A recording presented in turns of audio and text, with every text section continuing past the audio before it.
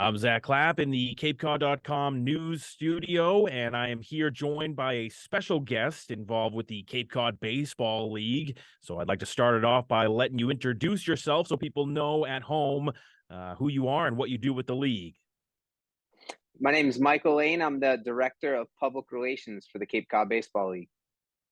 Great to have you on once again, Mike. And we just had the season wrap up with the championship. The Bourne Braves actually were able to win once again, a second year in a row. Exciting stuff for them. And as the season comes to an end here, we were talking before I had you back on to do an interview. We did kind of a phone interview talking about how the fans were coming out. It seemed like the population was growing, the fans that were coming out to the game. So at this point, after the championship has finalized, how was the turnout on the fan side of things? The turnout was phenomenal throughout the entire postseason. So the 3 rounds we had total, over 50,000 fans come out. In the championship round alone, we had over 17,000 fans come out, including game 3 on Sunday night at Eldridge Park. There was 7,123 fans in attendance. It was crazy walking around the ballpark. Outfield was 3 to 4 rows deep of fans standing all the way around. There were kids climbing up in trees trying to get a view. The fence on the other side of the highway, people were lined up against the fence. Even I don't know if those technically count for attendance numbers since they were on the other side of the fence, but I'm going to count them as people who took in the game. People sitting on top of their trucks in the parking lot just to get a little glimmer of a view. So overall, Sunday night was really special with the amount of fans that turned out and came to a game, and it just wrapped up a season full of exciting crowds and just great seeing so many people at the ballpark all summer. Yeah, no, that's amazing, and that's what we love to hear. People showing up to the park, families, like you said, all over the place, so crowded that you needed to be out in your own cars and vehicles and things like that. Amazing stuff. And it was the Bourne Braves, like I said, who were able to take the championship. Did they? I was looking into the info about it. Was it a clean sweep, or did it kind of go back and forth? How did the series go?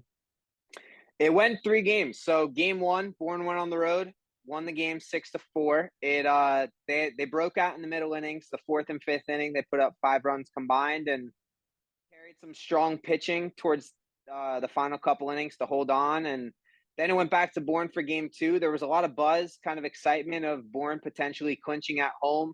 Last year, when they had won the championship, they won it in Brewster. So the possibility of getting to potentially celebrate in front of their home crowd was really exciting. But ultimately, Orleans took the lead in the first inning and never really looked back. They took a 2-0 lead. It was then 2-1, up to 3-1. Pitching dominated for the majority of the game. Ultimately, Orleans came out on top 4-3 in game 2. Bourne had the tying run on second base in the ninth inning, but couldn't ultimately push him across. So sent it back to Orleans for game 3, and it was a really exciting game. Joe Oyama for Orleans hit a home run in the first inning, hit another in the third inning, and it looked like Orleans just might be that team of destiny. The crowd was all behind them.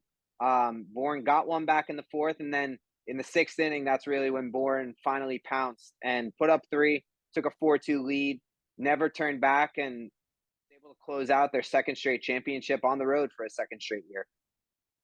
Impressive. Yeah, you always want to be able to end it in front of the home fans, of course, but still impressive nonetheless, obviously, to win back-to-back championships. So all the credit in the world to the Bourne Braves. And as you said, there were some different performances that were happening throughout the series. So I got to ask you, who was this year's finals MVP? And you already kind of noted one of the other good performances. Were there any other notable performances that you can think of? Yeah, so Josh Karuta-Grauer from Rutgers University was named the playoff MVP. He slashed 444 batting average, a 488 on base percentage, and a 750 slugging percentage. He had 2 home runs and 13 runs batted in throughout the postseason, including 5 hits and a walk in the championship series. Another person that performed really well, especially in the clinching game, was Derek Bender. So in the clinching game, he had 3 runs batted in, including a home run, 3 hits, scored 2 runs himself. His home run in the eighth inning was kind of the final stamp on their victory to make it 5-2. And, he performed great for them all season, won the All-Star Game MVP for the West, and capped it off with a great performance in their final championship game. Yeah, that's I mean, hey, that's how you want to do things, right? That's why you want to show up. And yeah, you said it there. They had All-Star Game awards too. So not only the finals MVP, but speaking of other awards, what were the season-long awards that were handed out for the league, and who won them this year?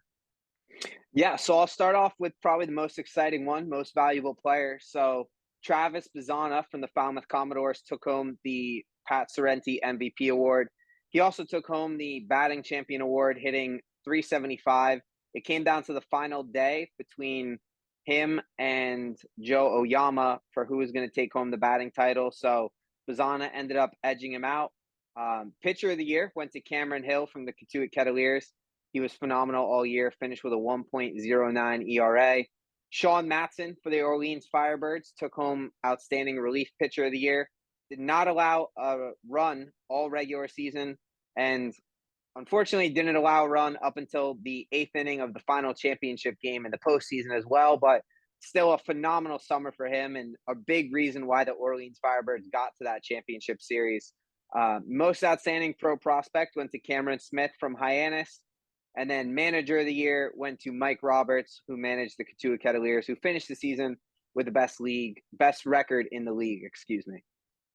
Yeah, that's some good stuff right there, and impressive resumes. You always see some great people, great players, great coaches coming out of the Cape Cod Baseball League. That's what's so amazing about it. The future talents of the baseball world, which I love to see. But you get all these great awards and all these great players, and obviously from an outside perspective, you can kind of just look at the stats and think, okay, that guy's doing great. He's probably going to get an award or something like that. But how do they actually come up with who's going to win the awards in the league? Is there kind of a committee, or how do you guys do that?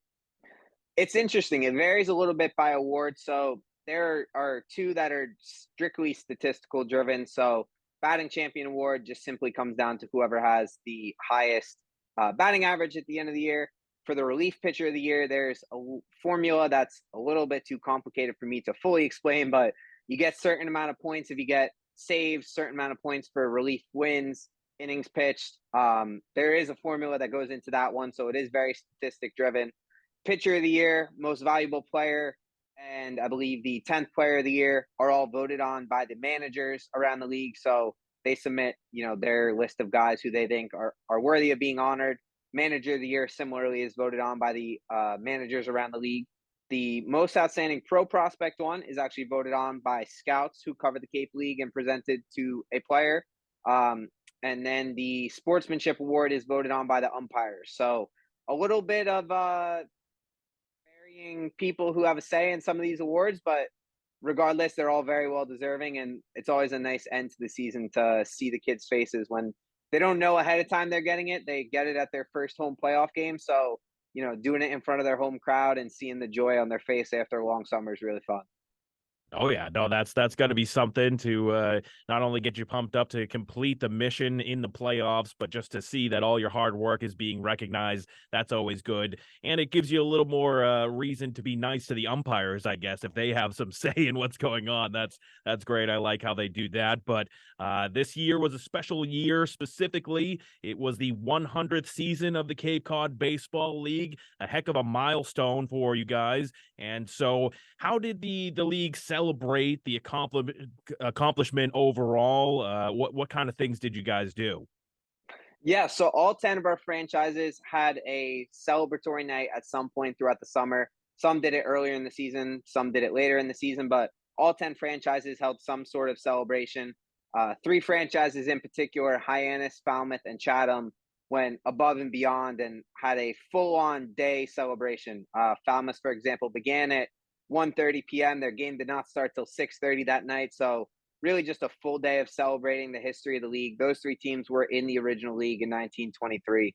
I would say the biggest celebration we had at the league level was the All-Star game. Prior to the All-Star game, we had a pregame ceremony recognizing the longest tenured volunteer from each of the 10 franchises, as well as the former league presidents who were able to attend and be honored in that pregame ceremony. During all of our games this year, we used commemorative baseballs with the 100-year logo, which fans loved all summer long. Foul balls are a great souvenir to have to begin with, and kids love chasing after them. But add in the little commemorative mark and making it a collector's item to move forward was something that was special. Just a lot of social media and media driven promotion to celebrate the league and all the history around it. And we're not quite done. We have some upcoming things from a media standpoint in September to recognize some of the all-time teams for all 10 of our franchises. But, with the baseball on the field closing out, just reflecting on it, it was really special to be able to celebrate such a historic milestone and recognize all the different people who have been vital to the past 100 years, especially our host families, our volunteers, and just so many people who put in tireless effort around the calendar year. Yeah, no, it's an extremely important thing, I think, to the community. So it's a great thing for everyone to be involved in. But the players and the managers and the volunteers and all these people that get to be a part of something so special, I'm sure those players will take it to heart too, that they get to play in the 100th year of such a prominent league when it comes to the collegiate level in the summer league and all of that. So impressive and great, and love to see that. And you already kind of mentioned it. You're going to have more kind of events coming up in September, but are there any other off-season events that the fans of the league should be made aware of, whether they can go to it or not, that are coming up? Yeah, so it's about 2 months away, but circle off your weekends of November 18th and 19th. November 19th will be the 2023 Cape Cod Baseball League Hall of Fame induction ceremony. This year's class is highlighted by Lance Berkman, had a pretty good career in the major leagues with the Astros, Cardinals, Yankees, I believe the Rangers as well. Won a couple World Series, so pretty good resume. He killed it on the Cape back in the day for the Wareham Gatemen, and he's headlining this year's class. Tickets for that will go on sale sometime in early October. We don't have a set date yet, but I would advise fans who want to attend and celebrate this year's class to keep an eye on CapeCodBaseballLeague.org towards the beginning of October. We'll have that information available for fans when it comes out. And besides that, just beginning the countdown towards next summer. I know all of our teams are already beginning the scouting process of putting rosters together, and the franchises are working on exciting activations for their fields next summer. And just, the ball's already starting to roll. So I'm ready for June of 2024.